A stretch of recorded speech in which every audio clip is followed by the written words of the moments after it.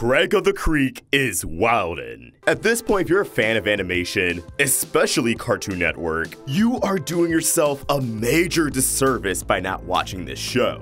Now, this video is actually going to be a semi-follow-up to the story of Craig of the Creek so far, which is a recap of all the lore and story elements in Craig of the Creek, as the show has been slowly building an overarching narrative. Or at least, it was slow. As lately, the lore and plot-driven episodes have really ramped up, and they're definitely setting the stage for something huge. So I really want to discuss the recent plot developments, but beforehand, I just want to quickly gush over the newer episodes. I swear, although Craig of the Creek certainly has his own identity at this point, I really can't help but to get the major vibes of Hey Arnold, codenamed Kids Next Door, and Eddie! You guys actually remind me a lot of that show, but like, mixed with codename Kids Next Door. Although if you ask me, the Ed and Eddie vibes have toned down, and I feel as if I'm mainly saying this from the perspective of the show is able to push its concepts to the scale of Ed and Eddie, where these constructions and tools around the creek absolutely would not be as logically sound in the real world, but it still has just enough realism to not completely break our suspension of disbelief. And that's really enhanced by the fact that these characters are kids. And something that we said before, the show continually builds off that foundation to incorporate more fantasy and anime-inspired visuals as a means to further enchant the audience and keep us invested in whatever conflicts at hand. Recent episodes such as Beyond the Rapids, The Jinxening, and Fair Quest all encapsulate how the show is pushing the boundaries of its grounded nature, but justifying it from the point of view of a child's imagination. More often than not, they don't spell it out. They often trust the audience to piece it together. So when Craig imagines himself in a Sonic the Hedgehog-esque video game, when in reality he's just trying to capture a ferret, or when Craig, Kelsey, and JP help unjinx a girl, only for her to reveal that she's been jinxed and unable to speak for a year, causing her to go around unleashing retribution, finding ways to jinx everyone on sight, and every time everyone's jinxed, the jinx unleashes a powerful energy wave that pushes and blows its victim back. You know that those things sort of happen, but it's mainly exaggerated because this is how we can see the world as kids. We know the difference from fantasy and reality, but when you're at places like the creek, you are letting your imagination run wild. When me and my friends at recess would roleplay Cartoon Network shows or make up our own wild adventures, yeah, we were just running around a jungle gym, but every larger-than-life action felt real. And that is a sensation, a feeling, an atmosphere that Craig of the Creek flawlessly captures. And it's gotten to a point where they know they can just do the craziest shit and have everyone, no matter the demographic, love every single second. Being able to pull this off, while still including heartfelt moments and plenty of laughs, this show is genuinely well written in all facets. The crew seriously knows how to make you feel any emotion whenever they want. But let's talk about the recent plot developments. Because man, oh man, I'm engrossed, and honestly, I could make a few more videos. To quickly recap the overarching story, there's an entirely different side to the creek, one that carries the best brands, higher quality structures, and a very concerning pecking order. It was guarded by the Green Poncho, a mysterious kid who looks like he walked right out of codenamed Kids Next Door. Craig and the others also face some trouble from the Honeysuckle Rangers. They're like if Team Rocket were like very low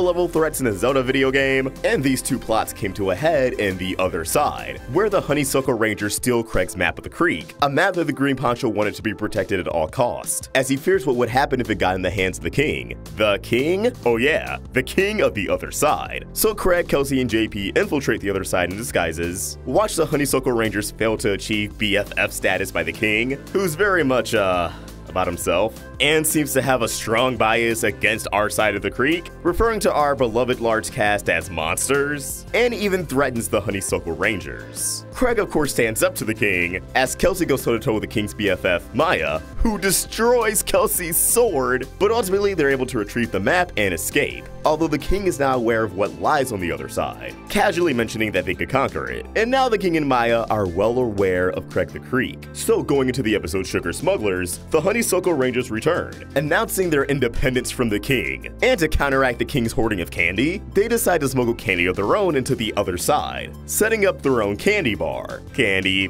bar. Unfortunately, Maya catches a whiff of what's going on, and although our heroes think they're almost out of hot water, when Craig decides to hide the candy and move it back to his side of the creek, Maya catches him red-handed. Luckily, both Kelsey and the Green Poncho intervene, leading to a brief but awesome action sequence done by Spencer Wan, who's also doing a lot of great stuff over at the Owl House. They unfortunately lose the candy, but the Green Poncho affords Craig and the others to escape. Then we have the Ancients of the Creek, an episode where Craig, Kelsey, and JP stumble into an underground bunker referred to as the Founder's Keep, belonging to the first group of kids that, you guessed it, founded the creek. There's a big mystery of what happened. Why did they just abandon this place? How could they leave this giant stash of candy and it's gone? Part of the bunker collapses, but Craig is able to retrieve a photograph of the original trio and the original map of the creek, which used to have a completely different layout, setting the stage for more adventures and more locations to explore. If you ask me, I think we'll see at least one of the founders of the creek, now as adults, at some point in the series. It would make sense that at least one of them would have moved away, but who knows what could happen? Some kind of school reunion that brings them back into town? Could one of the parents of our trio know one of the founders? Just unaware of what was the creek. After that, we jump to Crisis at Elder Rock,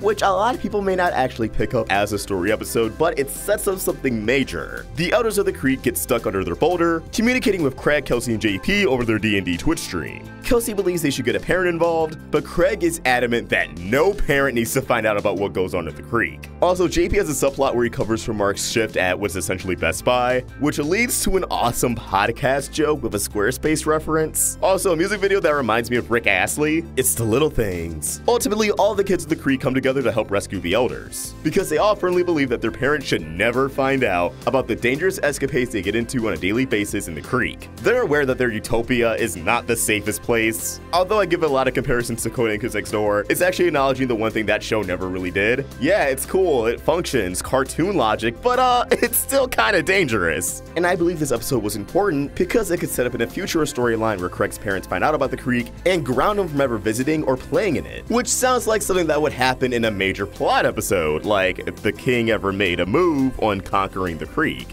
Then we move on to The End Was Here, where our heroes investigate what caused the Ancients of the Creek to disband. And let me tell you, this episode was so cool. It was great seeing Craig overlay the original map with his map, discovering the abandoned locations of what used to be the original creek, and coming to the realization that what tore the creek apart wasn't just a historic game of capture the flag. It was from fighting that ended up coming between friendships, and ultimately, people drifting apart, giving him the resolve to a conflict that runs parallel to this, remembering the importance of communication and keeping an open mind. Although this wasn't a story episode, I also want to shout out In the Key of the Creek. It was their first musical episode. It kind of reminded me of the Powerpuff Girls Rainy Day Adventure special because, well, it takes place during a rainy day where Craig can't go to the creek. And while I strongly encourage you to check out this episode, it was super well done. You can also stream the soundtrack from the episode. Don't sleep on it, do yourself a favor. But this takes us to the most recent big plot episode, a flashback lore episode called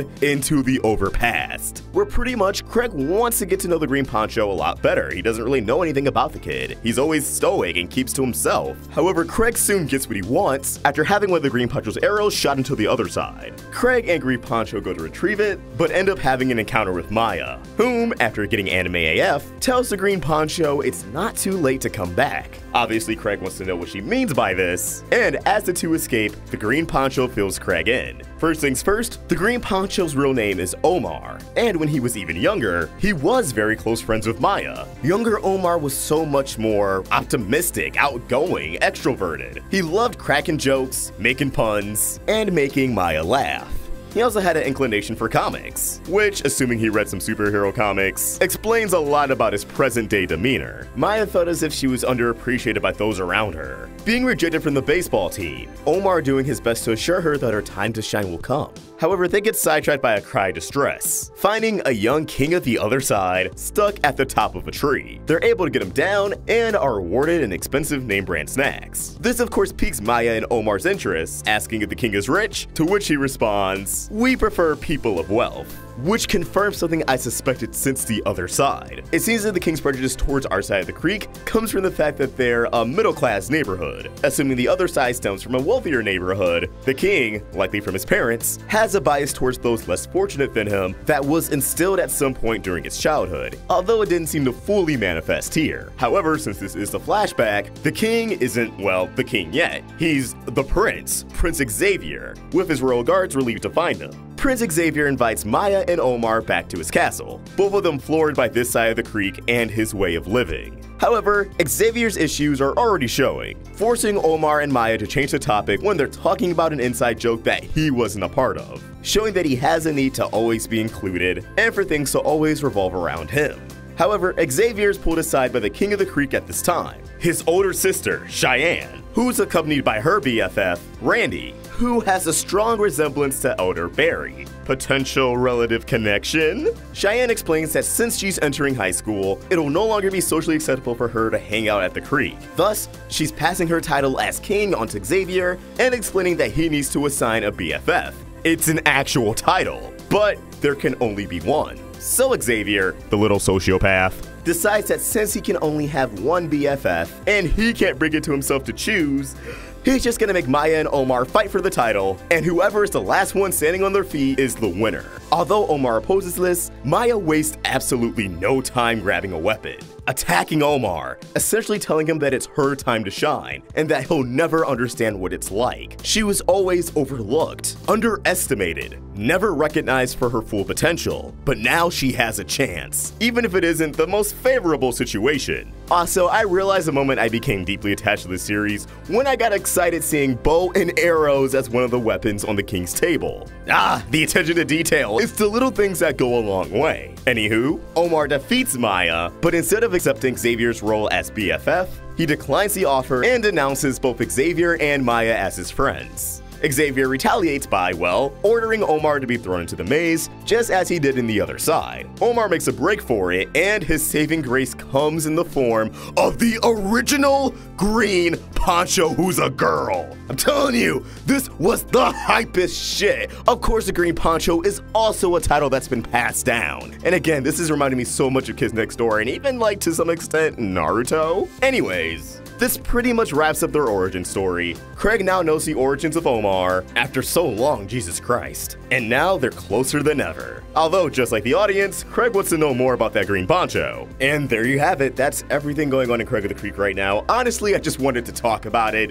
It gets me so excited. And again, the fact they're able to perfectly incorporate world building and a story arc in this show without it really overshadowing the other episodes, because again, I think every episode so far has been on fire and entertaining in some way, shape, or form. It only shows that cartoons are only getting stronger. And of course it makes sense that the creators, the former head writers of Steven Universe, Magic the Gathering enthusiasts, those who are definitely into D&D, would excel at storytelling and adding genuine weight, genuine stakes to the lighthearted, expansive world of the Creek. Whatever happens next, I can't wait. It looks like Season 2 is finally over, and Season 3 will open up with a half-hour special titled The Other Side, The Tournament. And boy, oh boy, I can't wait to see what happens. But as always, these are just my thoughts, and I want to hear yours. What do you think? If you've been watching Craig of the Creek, what did you think of these latest episodes? If you're just hearing about the story arc happenings from me, what do you think? Honestly, I would say watch the episodes. I definitely didn't do it complete justice. I just needed to gush. Let us know your thoughts in the comments below, or tweet your thoughts at Roundtable Vids. And for more of my own thoughts, you can find me at OstricVox. We're also on Instagram. If you enjoyed this video, please sure to like and subscribe to the Roundtable for more great cartoon content. Thank you for watching, and I hope you have an awesome day. OstricVox, signing out.